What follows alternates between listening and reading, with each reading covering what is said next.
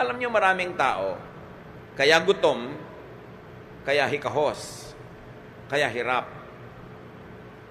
Yung mga pwedeng tumulong at magbigay sa kanila, ininis nila, dinala, inutangan, hindi binayaran.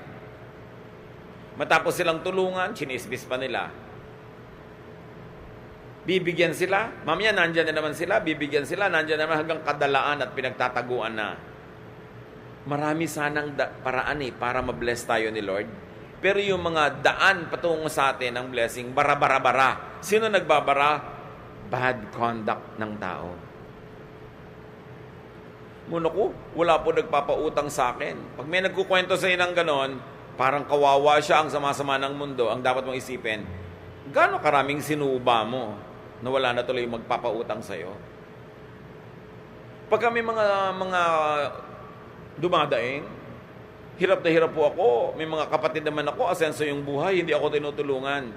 Imbes isipin mo agad na masama yung mga kapatid, ang una mong isipin, anong ginawa mo, nakawalang hiyaan sa mga kapatid mo, at natitiis ka tuloy? Kasi pagka ang tao, hindi siya dinadatnan ng blessing, madalas, siya ang may kasalanan nun, hindi ang mundo.